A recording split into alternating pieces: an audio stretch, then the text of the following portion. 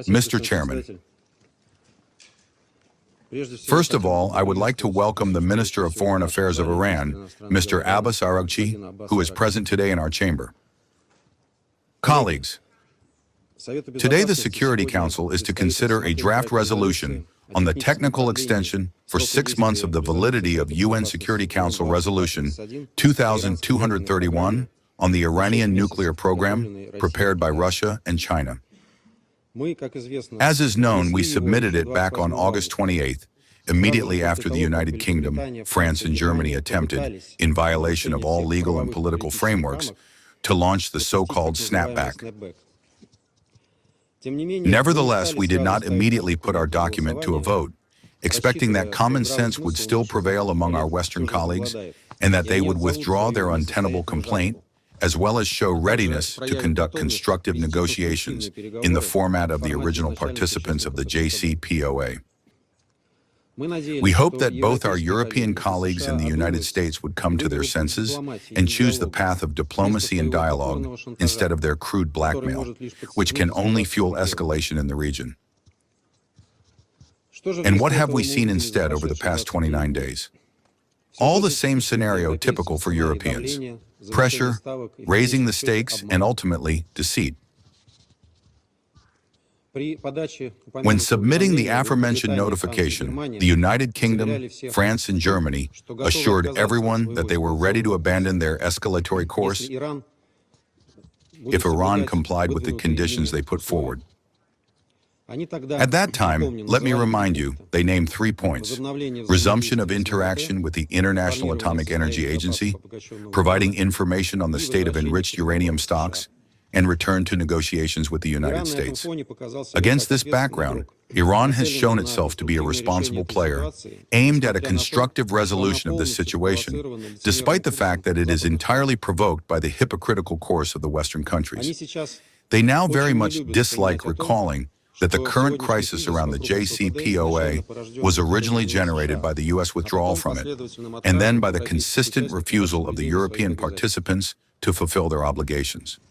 Despite all this, the Iranian colleagues have demonstrated strategic wisdom, diplomatic flexibility, and made serious moves forward on all the aforementioned issues. On September 9th in Cairo, an agreement was signed between the Islamic Republic of Iran and the International Atomic Energy Agency. According to the statement of the agency's Director General, Rafael Grossi, this document covers all nuclear facilities in Iran, including those that were attacked by Israel and the United States in June of this year. Moreover, Tehran, despite the act of aggression committed by Washington, demonstrated readiness to resume dialogue with the United States.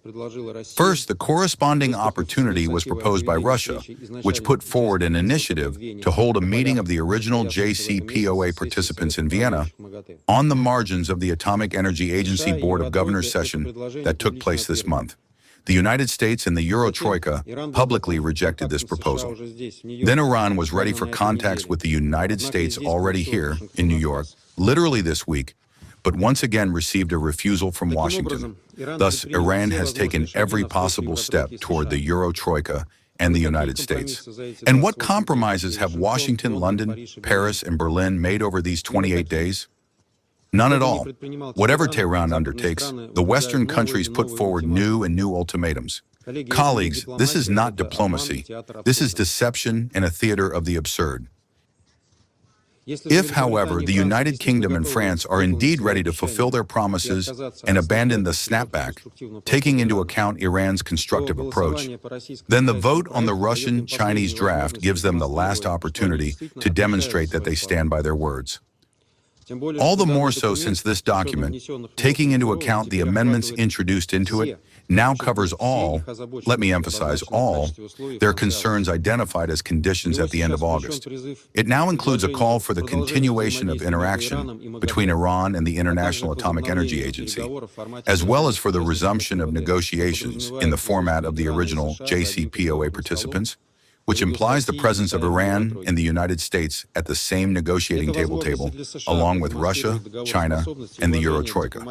This is also an opportunity for the United States to demonstrate its ability to reach agreements and respect for the diplomatic path of resolving crises, instead of attempting to finally destroy the nuclear deal from the outside. Mr. Chairman, despite the untenability of the Western claims to implement the snapback, it is obvious that the very lack of consensus in the UN Security Council on this issue is leading us all down the path of legal nihilism and the aggravation of division within the Council.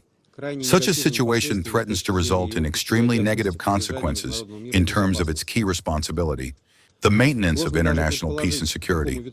It is difficult even to imagine to what turn of escalation in the Middle East attempts by a narrow group of countries to use the UN Security Council to push through their opportunistic interests might lead. The Security Council does have a chance to avoid such a dangerous scenario. It quite literally lies now on the table before each of its members. The proposal of Russia and China to technically extend the validity of Resolution 2231 for 6 months until April 2026 leaves room for finding a solution acceptable to all.